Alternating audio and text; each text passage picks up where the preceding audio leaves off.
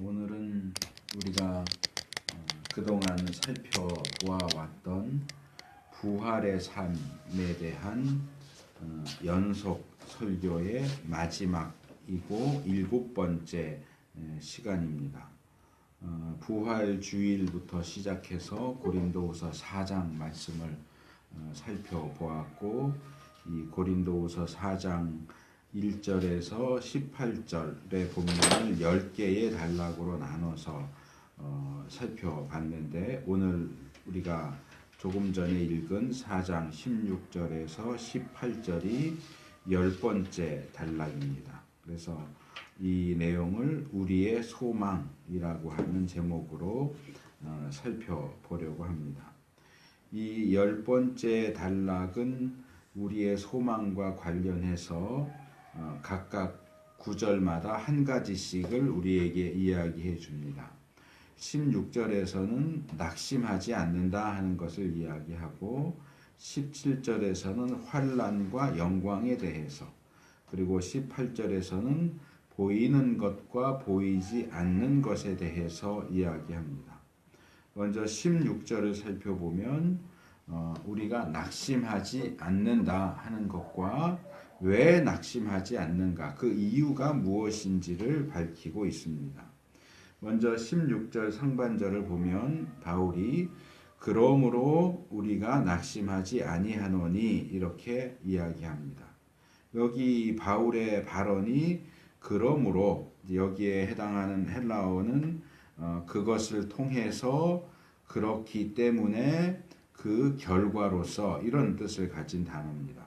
그래서 이 단어로 시작하는 것은 이 그러므로를 중심으로 해서, 그러므로 뒤에 나오는, 낙심하지 않는다 하는 내용은 그러므로 앞에 나오는 내용들의 결과다라고 하는 것을 보여주는 표현입니다. 그래서 이 그러므로 앞에 나오는 내용 가운데 우리가 낙심하지 않을 수 있도록 만들어주는 내용이 뭔가, 이유가 되는 부분이 뭔가 하는 것을 찾아볼 필요가 있는데, 조금 범위를 넓게 잡고서 살펴보면 저는 3절부터 15절까지 내용이 전체 다 우리가 낙심하지 않는 이유를 설명하고 있는 부분이다 라고 생각을 합니다. 그래서 우리가 이 부분들을 다 따로따로 살펴보긴 했지만, 그것을 취합하고 요약해서 말하면 이렇게 됩니다. 먼저 3절과 4절은 사탄이 우리가 전하는 복음을 숨기고 예수 그리스도의 빛이 비치지 못하게 하기 때문에 우리의 복음 전파가 매우 어려운 것이 되었다라고 이야기합니다. 5절, 6절로 넘어오면 그럼에도 불구하고 우리가 그리스도가 주님이시다 하는 사실과 그 그리스도의 복음 전파 때문에 우리가 종이 되어서 섬길 때 결국에는 하나님께서 불신자들의 마음에 하나님의 영광을 아는 빛을 비추실 것이다 라고 이야기합니다. 7절에서 12절로 넘어오면 질그릇 같은 우리 안에 복음이라고 하는 보배가 담겨 있어서, 질그릇 때문에도 그렇고 보배 때문에도 그렇고 우리가 이 땅에서 여러 가지 불합리하고 억울한 일들을 당하기는 하지만, 결국에는 우리 먼저 믿은 자들의 이러한 섬김과 고난과 죽음을 통해서 불신자들이 복음을 듣고 믿어서 구원과 생명을 누리는 데까지 이르게 된다고 이야기합니다.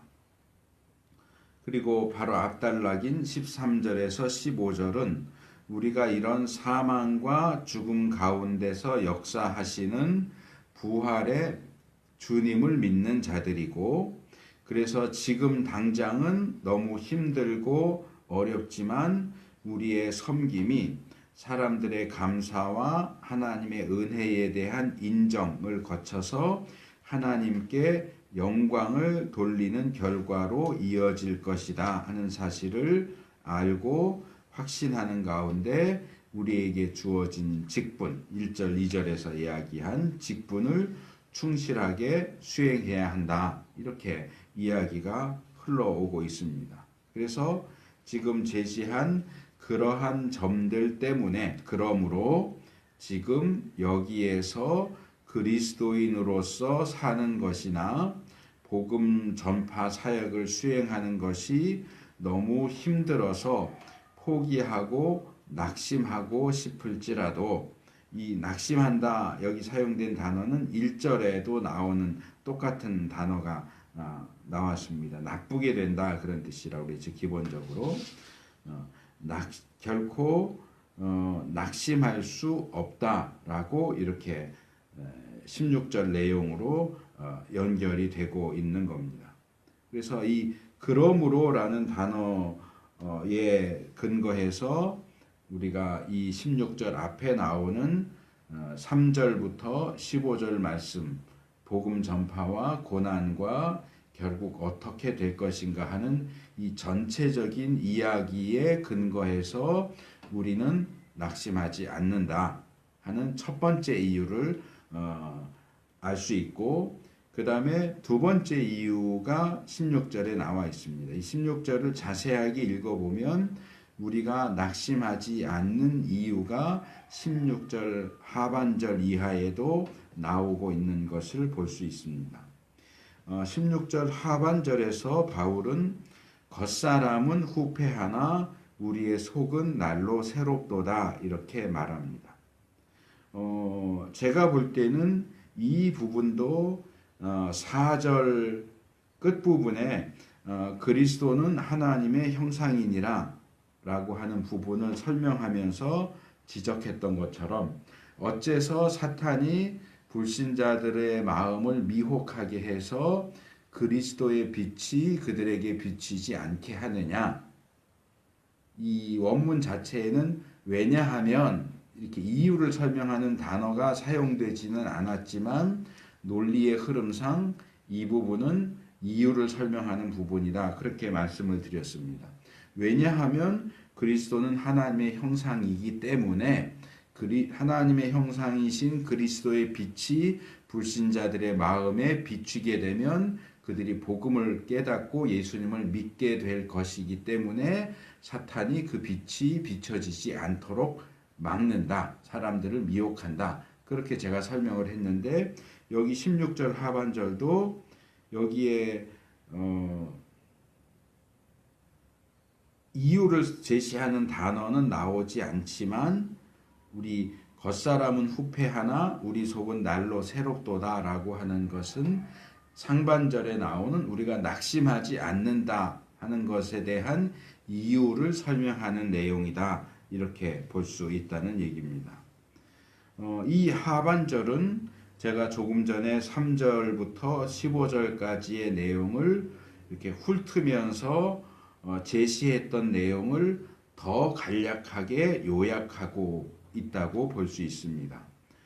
다시 말하면 악한 세상과 사탄의 역사 또 우리의 연약함으로 인해서 힘들고 어려울 수밖에 없는 그리스도인으로서의 삶과 또 복음 전파 사역 때문에 우리가 당하게 되는 환난과 핍박 등 부정적인 측면을 겉사람의 후패함으로 이야기하고 그럼에도 불구하고 우리의 그러한 사망과 고난이 불신자들에게 생명을 가져오게 하는 하나님의 구원의 역사와 연결되어 있다 하는 부분을 속 사람이 새롭다 하는 것으로 요약하면서 이러한 것 때문에 우리는 낙심하지 않는다라고 이야기한다는 겁니다. 여기서 바울이 말하는 겉사람과 속사람 그리고 후패함과 새로움에 대해서 좀 더 생각해 볼 필요가 있습니다. 왜냐하면 이 구절은 일반적으로 교회 안에서 어떻게 가르쳐지느냐 하면 우리 믿는 사람들은 이렇게 나이를 먹으면 먹을수록 우리의 육체가 점점 더 늙고 쇠하지만 우리의 내면 또는 우리의 영혼은 점점 새로워진다라는 식으로 설명되기 때문에 그렇습니다.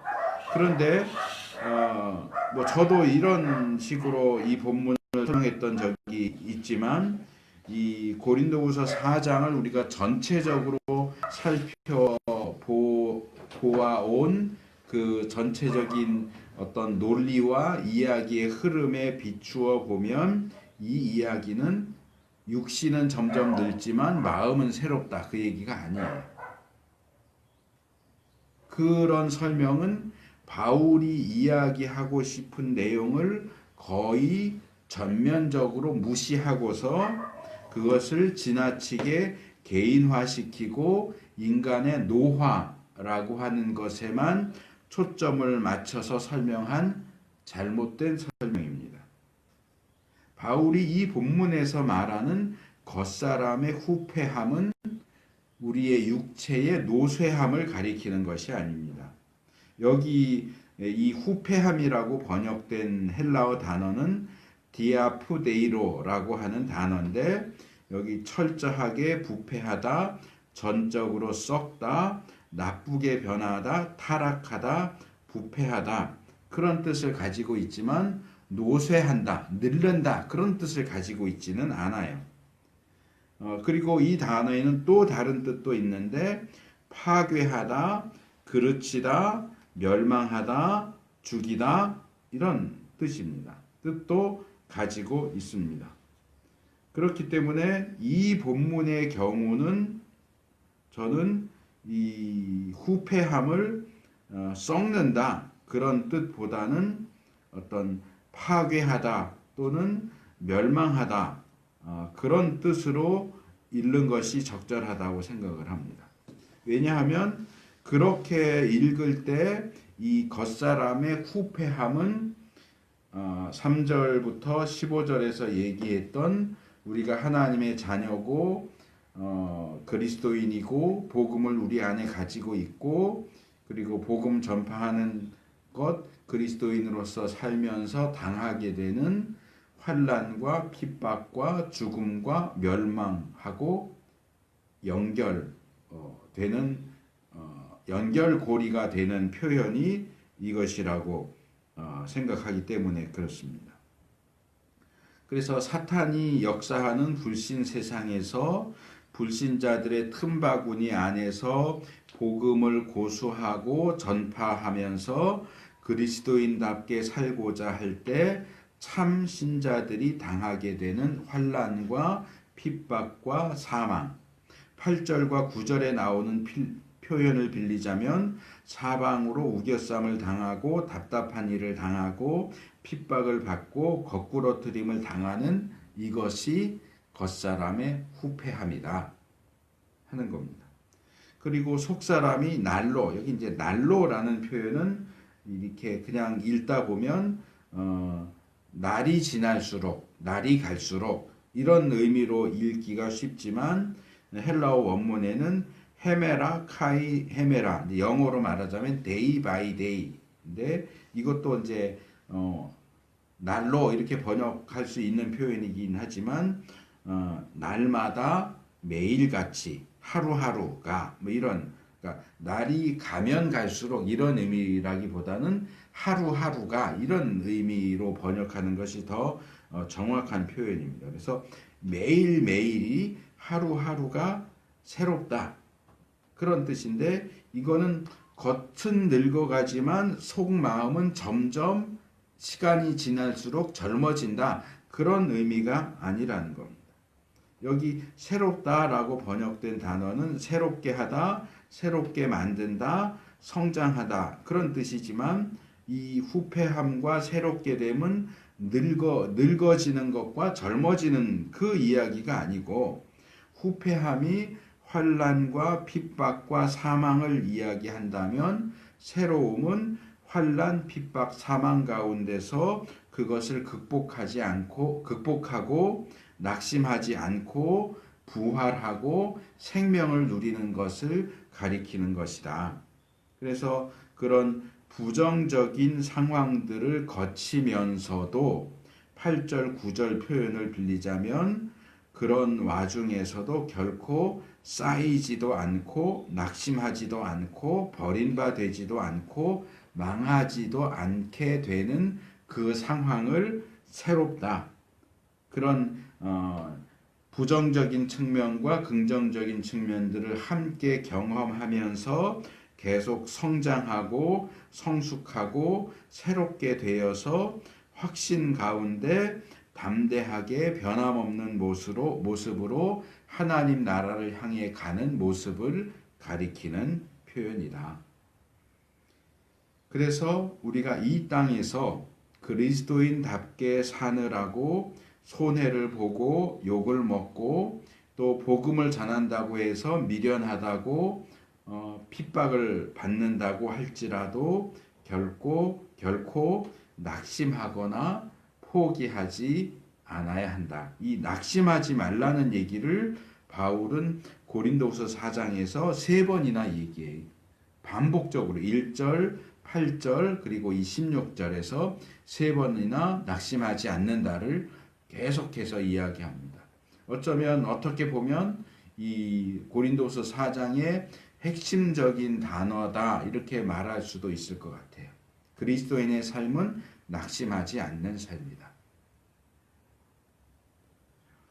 자, 이 16절에서는 우리가 낙심하지 않는 이유를 개인적이고 어떤 내적인 시각에서 겉사람의 후패함과 속사람의 새롭게 됨을 가지고 설명했다면 이 17절로 넘어오면 조금 이 시각을 변화시켜서 좀 더 크고 넓게 그리고 외적인 시각에서 우리가 현재 받고 있는 잠시의 환난과 장차 받게 될 영원한 영광이라고 하는 주제로 확대시켜서 이야기합니다. 이것을 좀 더 정확하게 말하자면 우리 겉사람의 후패와 속사람의 새롭게 됨이라고 하는 것이 어떤 목적으로 행해지고 어떤 내용으로 연결되는지를 제시합니다. 17절 제일 끝에 우리에게 이루게 함이니 라는 이 표현이 이 전반적인 이야기가 우리 자신, 우리들 각 개인에게 어떠한 결과를 가져다 주는가 하는 것. 겉사람은 후패하지만 속사람이 새롭게 되는 것이 결국 의미하는 것이 무엇인가를 조금 더 넓은 시각에서 제시하고 있다. 이렇게 말할 수 있습니다. 그리고 이것은 또 다른 측면에서 좀 더 근본적인 질문이 될 수 있을 텐데 우리가 하나님의 자녀이고 백성이고 하나님께 직분을 받아서 우리 안에 복음과 그리스도라는 보배를 담고 있고 그것을 전파하는 선하고 유익한 일을 하는데도 불구하고 어째서 이 땅에서 환난과 핍박 심지어는 죽음까지도 당해야 하느냐라는 질문에 대한 답변입니다. 물론 본문이 제시하고 있는 답변은 완벽한 답변은 아닌 걸로 보여요. 우리가 기대하는 것과는 살짝 초점이 어긋나기는 합니다. 욥이 고통 가운데 하나님 내가 왜 이런 고통을 당해야 됩니까? 답변해 주세요. 계속 요구하다가 욥기 끝에 가서 하나님이 나타나셔서 욥과 말씀하시고 이야기를 하시기는 하지만 욥이 기대했던 답을 얘기해 주시진 않아요. 사실은 이래서 네가 고통을 받는 거다라고 얘기하지 않고 조금 핀트가 어긋나는 다른 얘기를 하죠. 내가 창조했을 때 네가 봤냐? 이 부분에 대해서 네가 아냐? 이 부분에 대해서 아느냐? 동물들에 대해서 아느냐? 자연에 대해서 아느냐? 그럼 대답해봐라. 네가 대답하면 나도 네 질문에 대해서 대답해 줄게. 욥이 답변을 못하니까 결국 하나님의 자기가 듣고 싶었던 답도 듣지 못하게 되거든요. 근데 사실은 이 하나님의 질문이 욥이 듣고 싶었던 답변의 어떤 변형된 형태라고 하는 거죠. 마찬가지로 본문에서도 바울은 왜 우리가 하나님의 자녀고 선을 행하는데도 환난과 핍박과 그런 것들을 받아야 됩니까? 라고 할 때 이래 해서 받는 거야 라고 설명하기보다는, 물론 그것에 대한 설명은 우리가 앞에서 6번 동안 고린도후서 4장을 살펴보면서 대충 사실은 다 나오기는 했어요. 그런데 이제 여기에서는 그쪽 왜 받느냐 보다는 고난을 받는 것이 어떤 의미를 가지고 있느냐 하는 것으로 대답을 하고 있다는 거죠. 그렇기 때문에 본문에서 바울은 우리가 세상에서 환난을 당하는 이유가 무엇인지를 밝히지는 않아요. 대신 우리가 이 땅에서 받는 환난이 어떤 것이고 그것이 결국 무엇과 연결되느냐 하는 것을 이야기하면서 위로와 소망을 전하고 있습니다. 먼저 17절 상반절에서 바울은 우리의 잠시 받는 환난에 경한 것에 대해서 이야기하면서 환난에 대한 이야기를 합니다. 그는 우리가 이 땅에서 받는 환난의 특징을 두 가지로 이야기합니다. 시간적인 측면과 정도의 측면에서 이야기합니다. 시간의 측면에서 보면 그 환난은 잠시 받는 것이다 라고 얘기합니다. 여기 사용된 헬라어 단어가 파라우티카라고 하는 단어인데 즉각적으로 순간적으로 잠시 동안 그런 뜻입니다. 말하자면 우리식으로 표현하자면 눈 깜빡할 사이 요 정도의 의미를 가진 표현입니다. 그러니까 사실 우리가 이 세상에 살면서 받는 환난은 우리가 느낄 때는 끊임없이 계속되는 것 같아요. 거의 일평생 내내 그리스도인이라는 이유로 복음을 전한다는 이유로 조롱과 환난과 핍박을 받는 것 같은데 사실은 그것은 잠시 잠깐 순식간에 지나가는 것에 불과하다라고 말하고 있는 겁니다. 그런데 우리가 이 바울의 표현을 조심해서 들을 필요가 있습니다. 이것은 모든 우리 그리스도인들이 이 땅에서 받는 환난이 말 그대로 눈 깜짝할 사이에 지나가 버리고 끝난다. 그런 얘기는 아닙니다.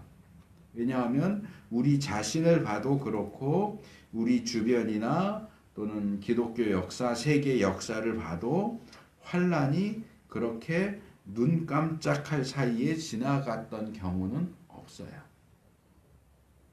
초대 교회가 로마 제국에 의해서 환난을 받았던 것도 교회사에서 보통 10대 박해 이렇게 불러요.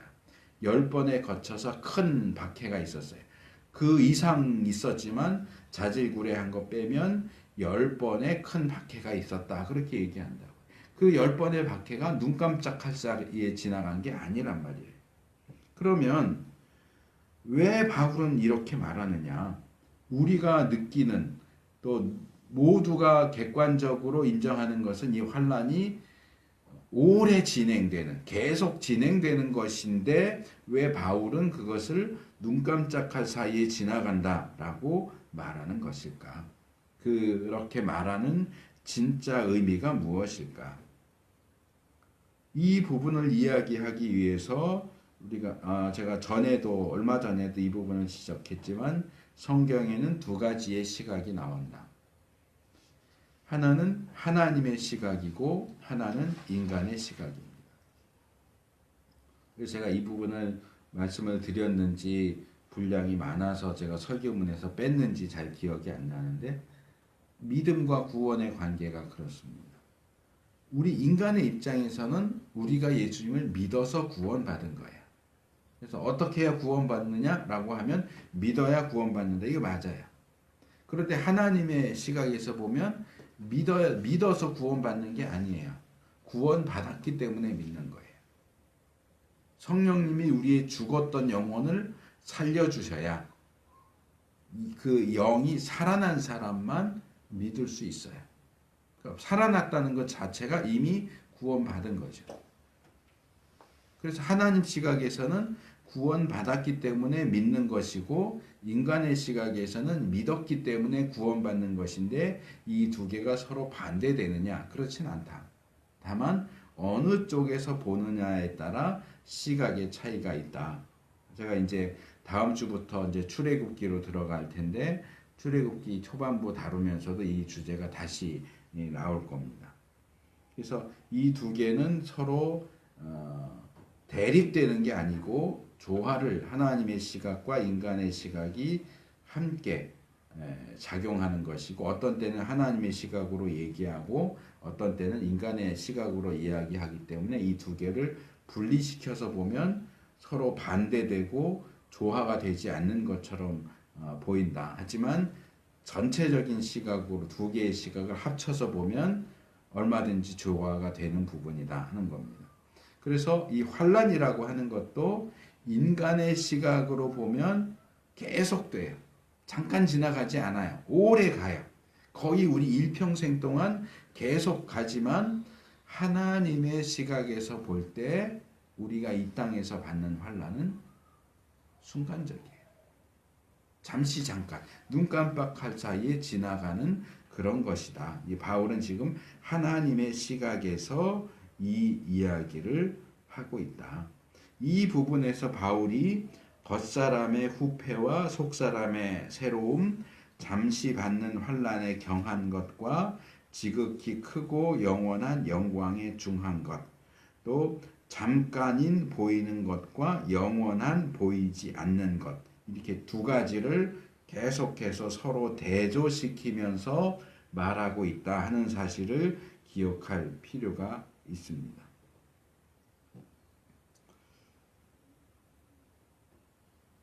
그래서 바울이 우리의 어떤 실제 상황과 맞지 않게 우리가 받는 환난이 눈 깜짝할 사이에 지나가는 것처럼 순간적이고 잠시 잠깐일 뿐이다 라고 이야기하는 것은 우리의 현실을 무시하거나 우리를 혼란스럽게 만드는 발언처럼 보일 수 있지만 하나님의 시각에서 하는 말이고 하나님께서 머물고 계시는 영원의 시각에서 볼 때 우리가 받는 환난은 그것이 비록 우리의 일평생 동안 계속된다 할지라도 잠시 잠깐 순간에 불과할 뿐이다 하는 겁니다.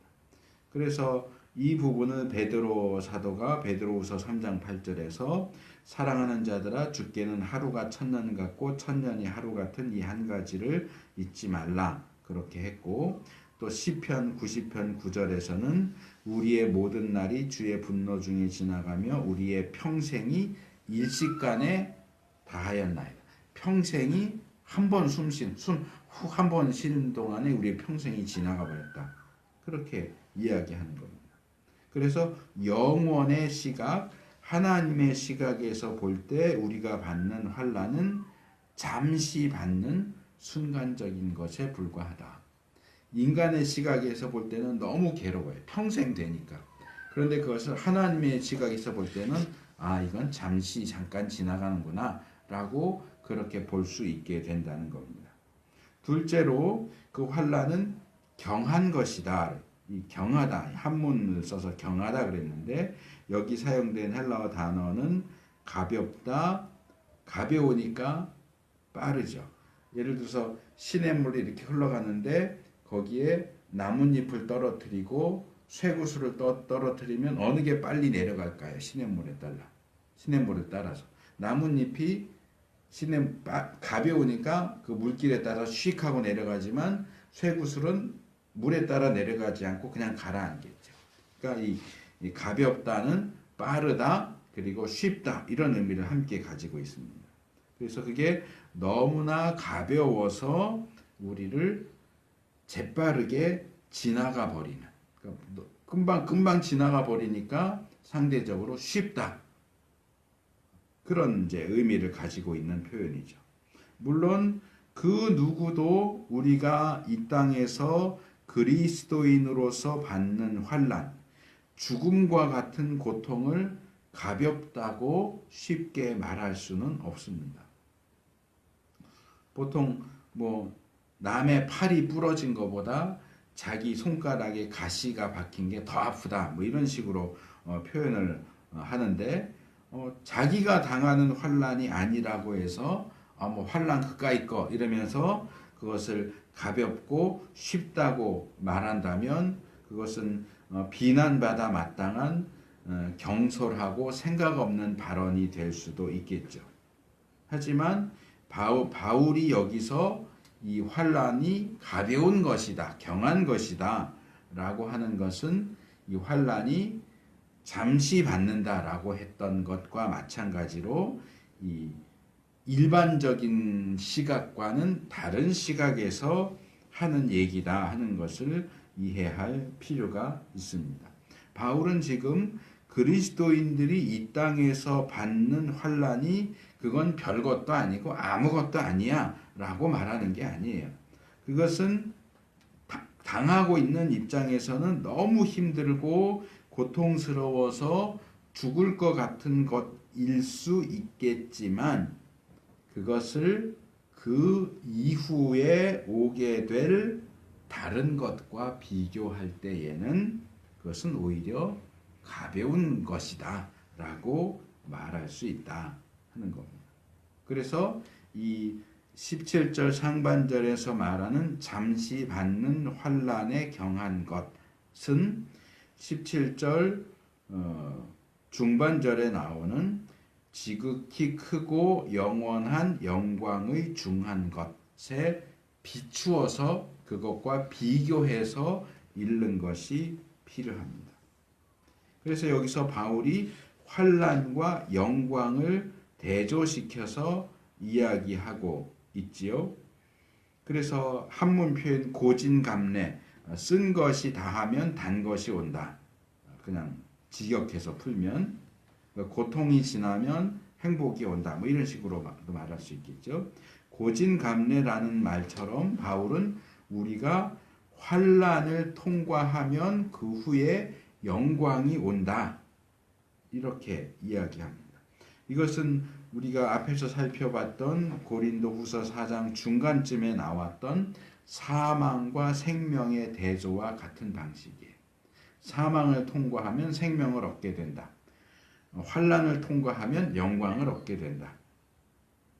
그래서 앞에서 사망을 생명의 관점에서 보았던 것처럼 환난을 영광의 관점에서 보고 있는 겁니다. 그래서 잠시 동안의 가벼운 환난을 영원하고 무거운 영광과 비교하고 있어요. 이 부분에서 우리 개역 성경에 지극히 크고라고 하는 번역은 상당히 불만족스러운 번역이에요. 이 표현은 그냥 번역되어 있는 대로 읽으면 잠시의 가벼운 환난 그리고 지극히 크고 영원하고 무거운 영광 이렇게 이제 나눠지는 것 같은데 실제로 헬라어 원문을 보면 그렇게 나눠지지 않아요. 시간적으로 잠시, 정도적으로 가벼운 환난과 시간적으로 영원하고 정도적으로 무거운 영광이 완전히 짝을 맞춰서 비교되고 있어요. 잠시와 영원, 가벼움과 무거운, 환난과 영원 이 비교가 되면서 이 둘 사이에는 지극히 크고 이게 헬라어 원문에서 카디페르볼렌 에이스 휘페르볼렌 이건데 저는 이것을 이렇게 직역을 해봤어요. 앞에 것보다 훨씬 뛰어넘고 그 뛰어넘는 그것을 또 뛰어넘는 휘페르볼렌 에이스 휘페르볼렌이에요. 카타 휘페르볼렌 에이스 휘페르볼렌이 뛰어넘는다 그런 뜻이거든요. 뛰어넘는다, 뛰어나다. 그래서 뛰어남을 따라 뛰어남으로 직역하면 그렇게 돼요. 그러니까 이 영원하고 무거운 영광은 잠시이고 가벼운 환난과 비교할 때 엄청나게 뛰어난 것이다. 그 얘기를 하고 있는 거예요. 그래서 이 둘 사이에는, 이 환난과 영광 사이에는 엄청난 차이가 있다는 것을 강조하는 표현인데, 그냥 개역의 번역은 단순히 영광이 얼마나 대단한가를 그냥 조금 더 보태는 수준으로 번역을 해놨기 때문에 제가 좀 만족스럽지 않다라고 하는 건데, 이 영광이라고 하는 것은 이 환난에 비교해 볼 때 훨씬 더 엄청나게 뛰어나고, 그것을 또 훨씬 더 엄청나게 뛰어난 정도로 완전히 다르다라고 이야기하는 겁니다. 그래서 환난을 통과한 자들이 누리게 될 영광은 사람의 말로는 도저히 형용할 수가 없는 것이고, 지금 사용하고 있는 잠시와 영원, 가벼움과 무거움이라고 하는 이 대조적인 표현으로도 충분하게 이 둘을 대조시키지 못하기 때문에 그 중간에 그 모든 것을 훨씬 뛰어넘고 거기서 또다시 뛰어넘는 이라고 하는 표현을 중간에 집어넣은 거예요. 그래서 이렇게 글을 쓰고 있는, 이렇게 말하고 있는 이 바울의 어떤 심경과 생각을 고려하면서 이 본문을 읽어야 이 17절이 말하는 바를 어느 정도 제대로 파악할 수가 있습니다. 자, 그래서 다시 시간으로 가면, 자, 영광은 순식간에 지나가는 환난에 비추어 볼 때 영원한 것입니다. 사실 이렇게 비교하는 것 자체가 말이 안 되죠. 환난이 순식간인 것에 비추어 볼 때 영광은 영원하다. 뒤집어서 말해야지. 영광이 영원한 것에 비추어 보면 환난은 순식간에 지나가는 것이다. 우리가 그 환난을 일평생 받는다고 할지라도 영원한 영광에 비하면 우리가 일평생 받는 환난도 순식간이다. 이게 더 마음에 와닿는 표현이 되겠죠. 그런데 이제 이 부분은 이 순식간에 지나간다, 영원하다가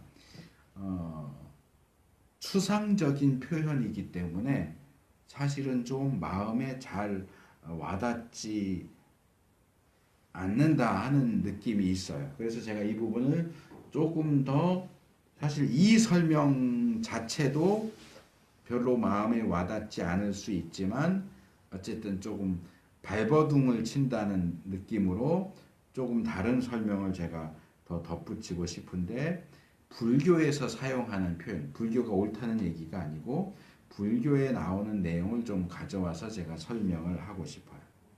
불교에서 시간의 최소 단위를 나타내는 용어가 있습니다. 찰나입니다.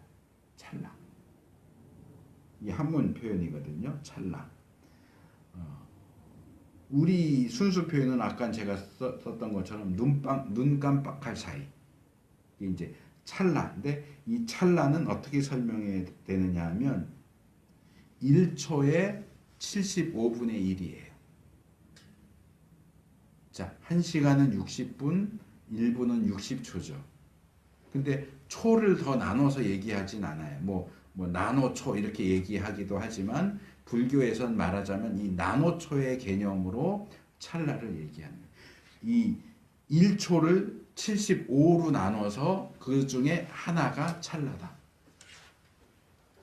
75배속인 거죠, 말하자면. 우리에겐 1초도 순간인데 이 1초를 75개로 나눠 가지고 그 중에 하나를 찰나. 그러니까 굉장히 빠른 시간이죠.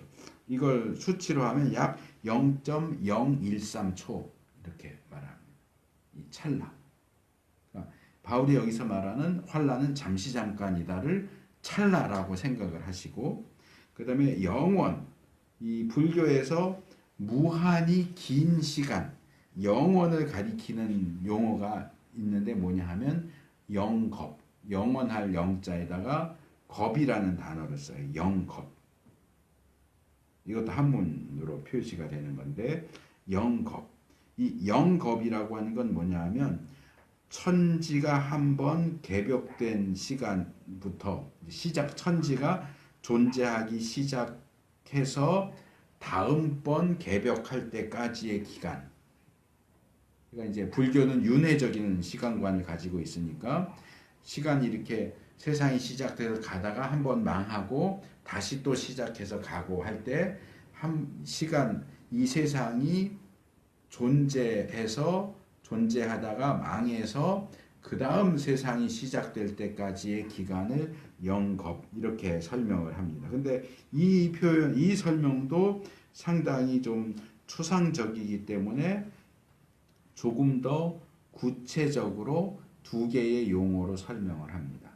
하나가 계작업, 둘째는 불석겁이라고 하는 게 있습니다. 이 계자는 제 생각에는 겨자를 한문으로 표기한 것 같아요.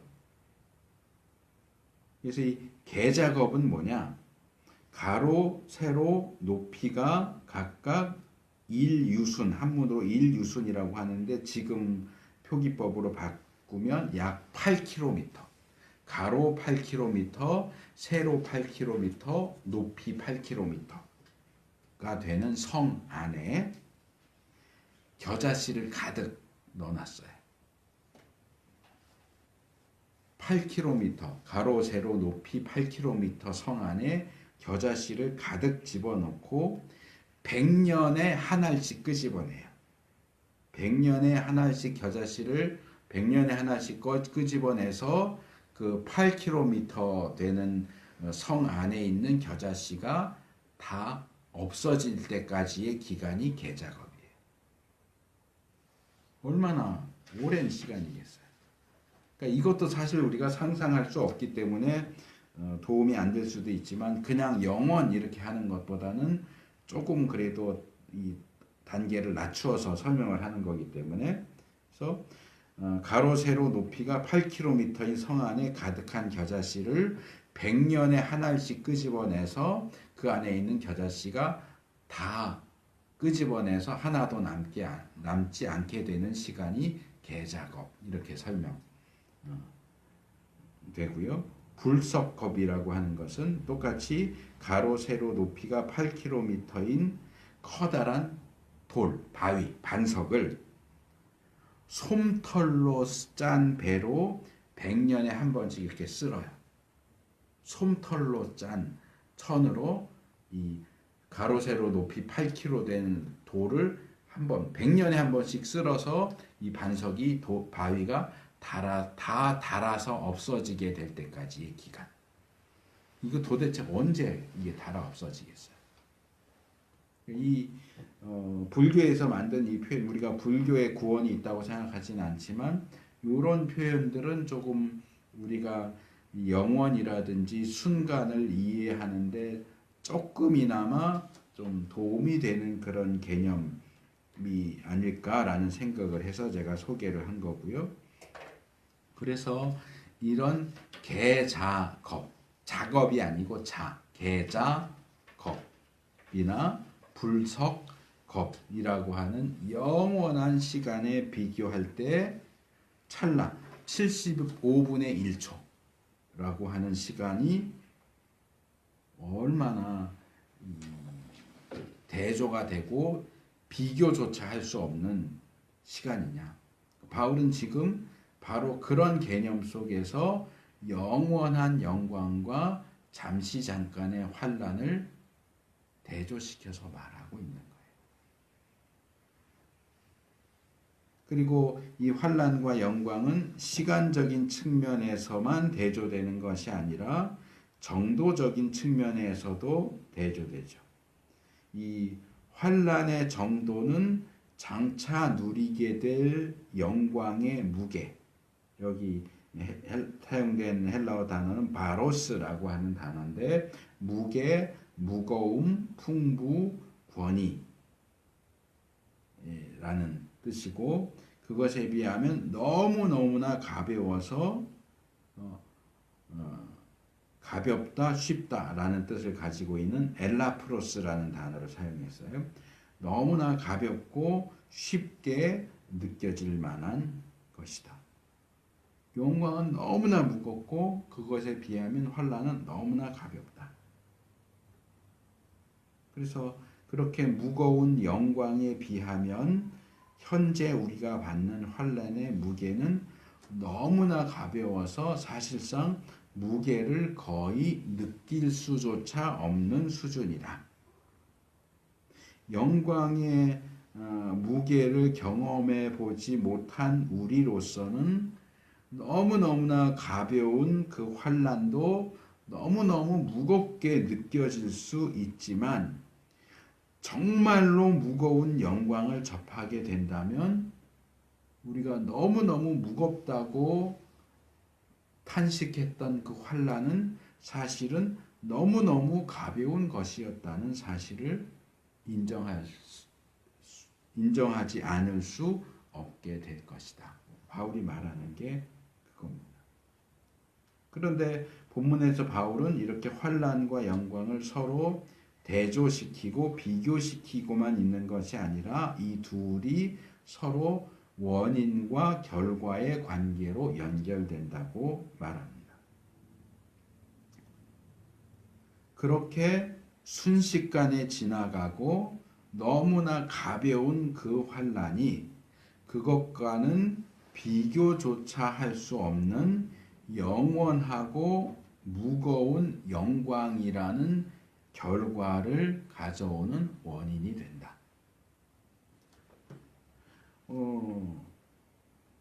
제가 볼 땐 이건 굉장히 역설적인 말이에요.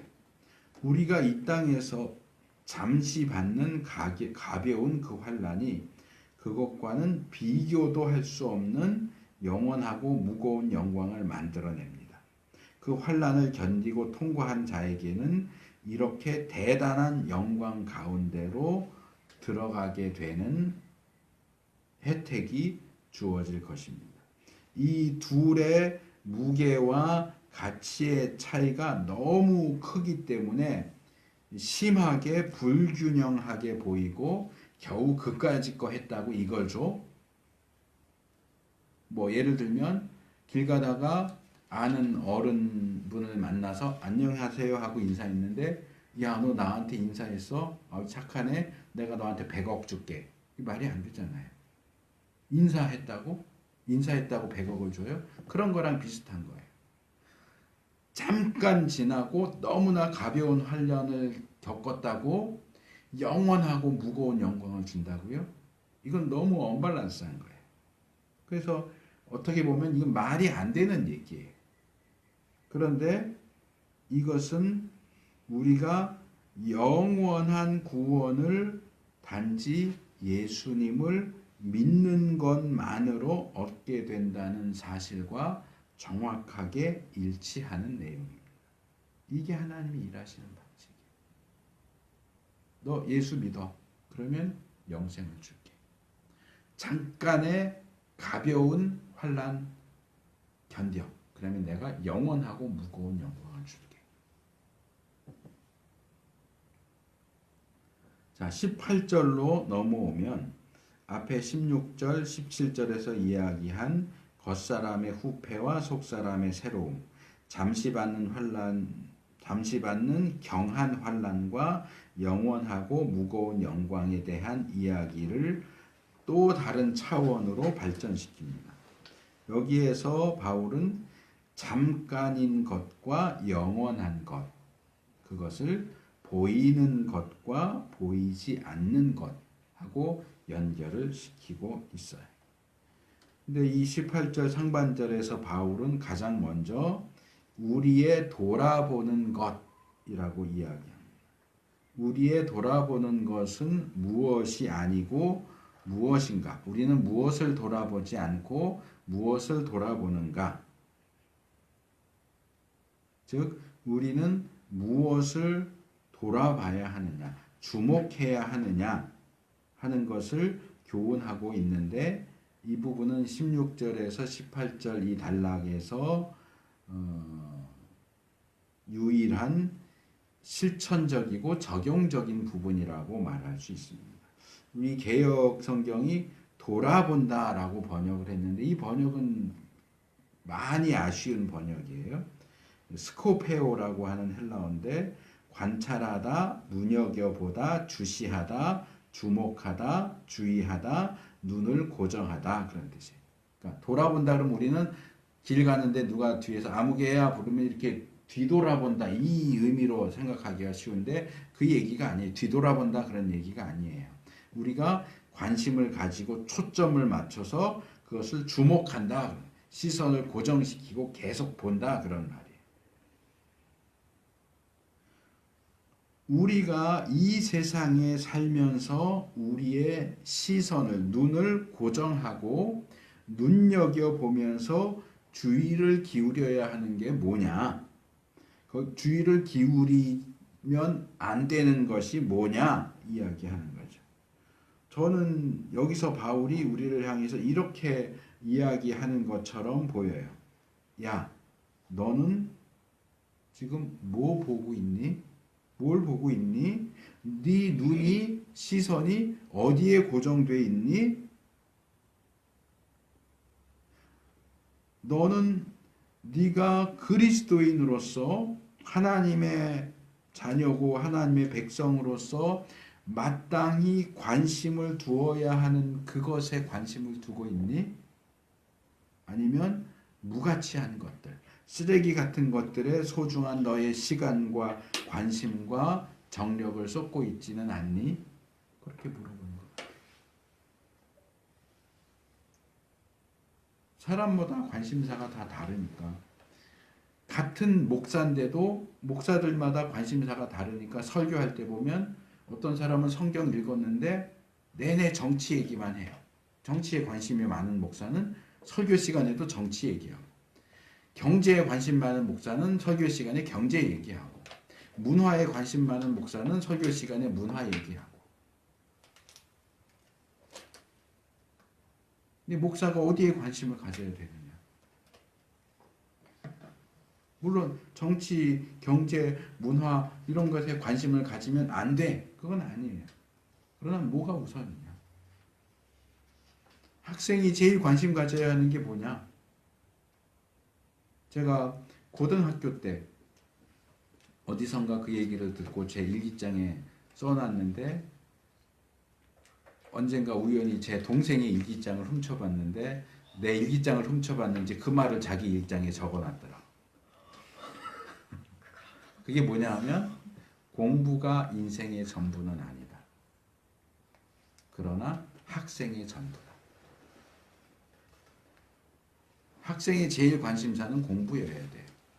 근데 학생이 공부는 안 하고 연예인 쫓아다니고 놀러 다니고 그러면 그 학생이 자격이 없는 거죠.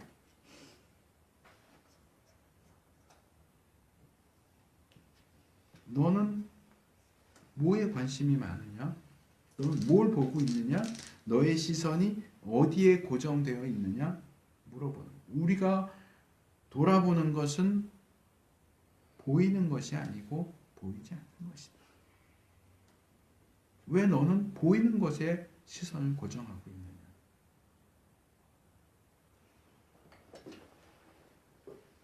그 페이스북에 뭐 자기의 어떤 그 심리 검사 비슷하게 해서 그 사람을 한 글자로 이렇게 딱 해주는 아마 그런 게 있나 봐요. 이제 저는 페이스북 친구들이 대부분 목사들이니까 어느 목사가 그걸 올렸어요. 자기는 그걸 했더니 돈이 나왔대. 목사인데. 그랬더니 또 다른 친구 목사가 밑에다 답글을 이렇게 썼어요. 회개해라. 목사인데 그 목사를 대변해주는 한마디 단어가 돈. 그런 문제가 있는 거예요. 물론 장난처럼 하는 얘기긴 하지만 나는 목사지만 내 최대 관심사는 돈이야. 그럼 문제가 있는 거지.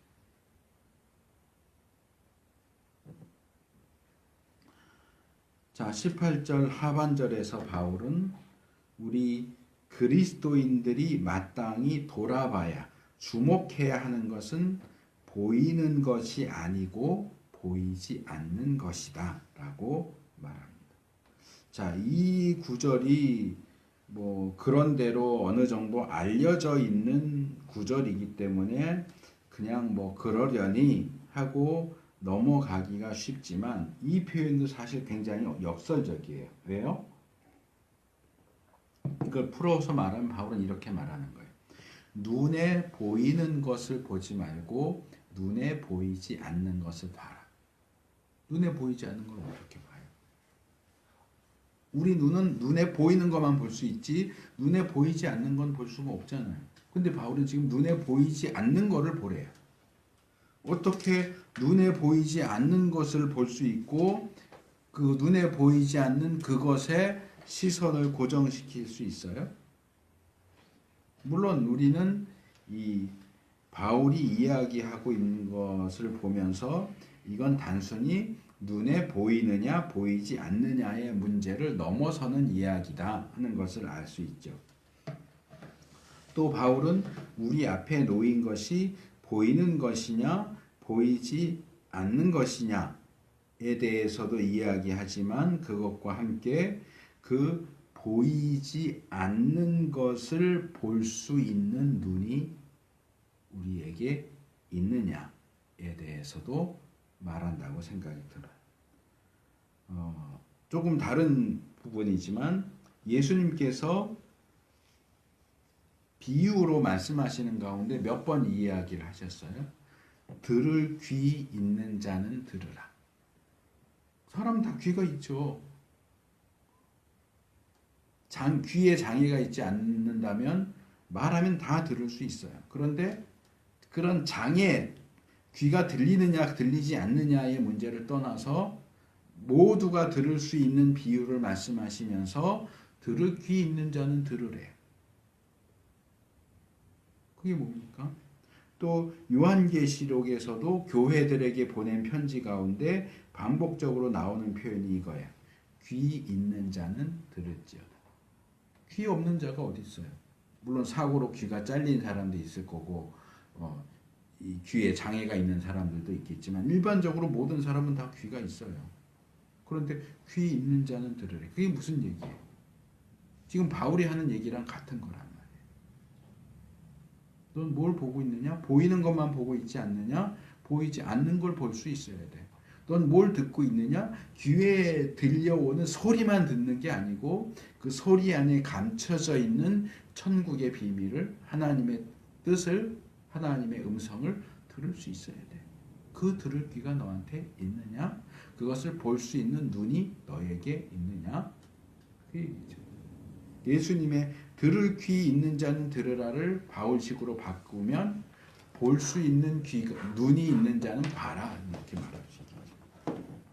우리가 우리 자신에 대해서 나 예수 믿는 사람이에요, 나 그리스도인이에요 라고 주장할지라도 이 보이지 않는 것을 볼 수 있는 눈이 없다면, 들리지 않는 것을 들을 수 있는 귀가 없다면 우리는 거기에 주목할 수 없고 거기에 귀 기울일 수 없고, 보이지 않는 것에 주목하지 않고 들리지 않는 것을 들을 수 없는 자는 사실상 참된 신자, 참 그리스도인이다 라고 말할 수 없다는 겁니다.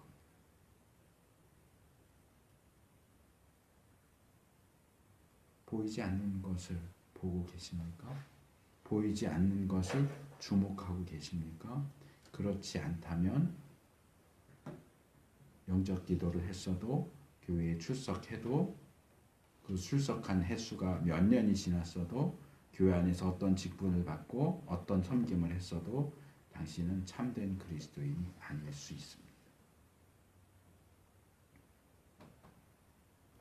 그렇다면 이 보이는 것과 보이지 않는 것이 도대체 무엇이길래 바울이 이렇게까지 말하고 있는 것일까요?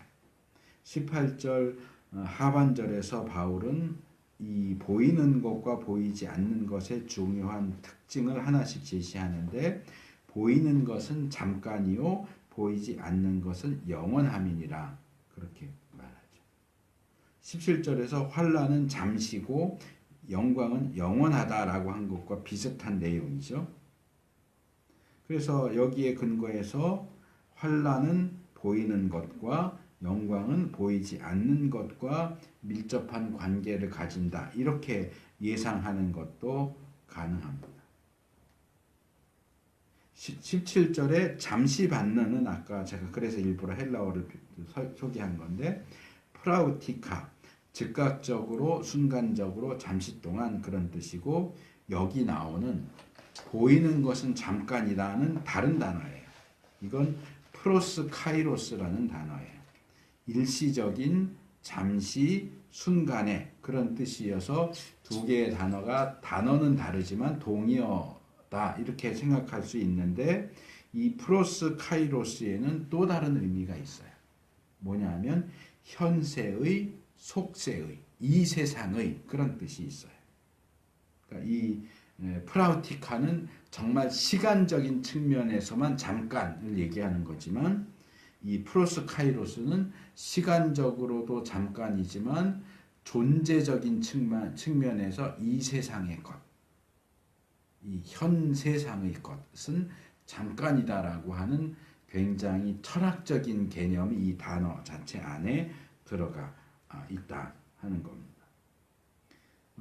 이 단어의 형태와 기본적인 의미를 보면 이 단어가 왜 이런 현세의, 속세의 이런 뜻을 가지게 되는지를 알 수 있습니다. 이것은 정해진 또는 약속된 시간을 가리키는 카이로스라는 단어와 무엇을 향하여, 곁에, 함께라는 뜻을 가지고 있는 프로스라는 전치사가 결합된 단어예요. 프로스, 카이로스. 그래서 이것의 가장 기본적인 문자적인 의미는 시간을 향하여 이렇게 돼요. 시간을 향하여. 그러니까 현재, 지금의 이 시간 또는 현재 이 세상의 시간을 향하는 거예요. 그러니까 현세의, 속세의, 세상의 그런 뜻과 함께 그것은 영혼과 비춰볼 때 잠깐일 뿐이다 라는 의미에서 잠깐, 잠시 이런 의미를 함께 가지고 있는 단어가 이 프로스 카이로스예요.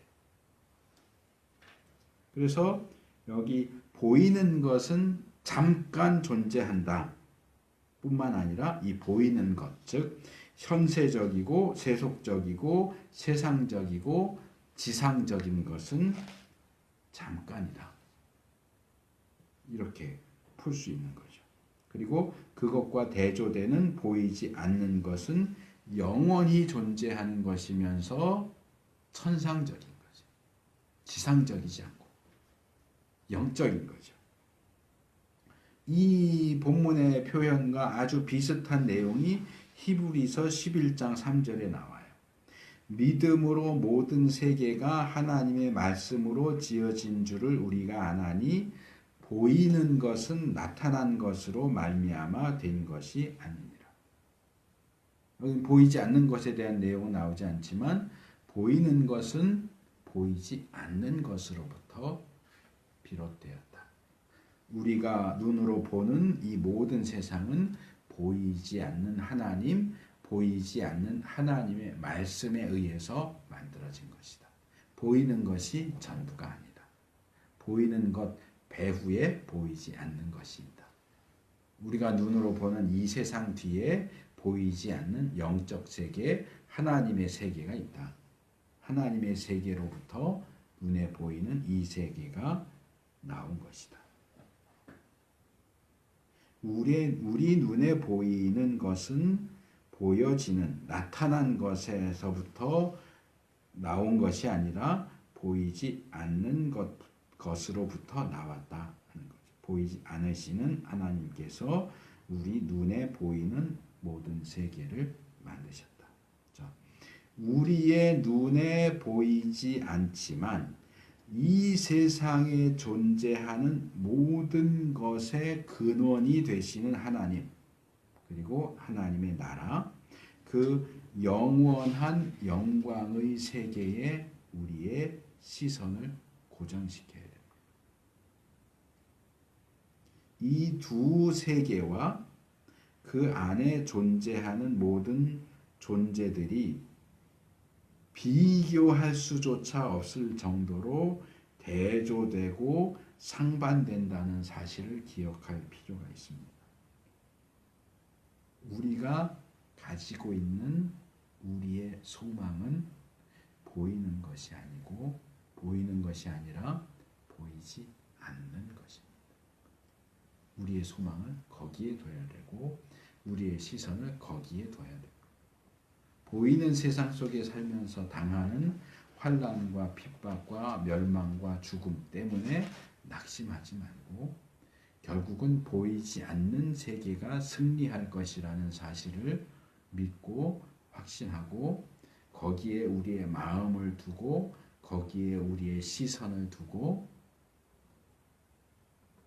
보이지 않는 하나님과 하나님의 나라와 그 영원하고 무게 있는 영광을 누리게 될 것임을 믿고 소망하면서 하나님의 백성다운 삶, 부활의 삶을 살아가는 우리가 되기를 축복합니다.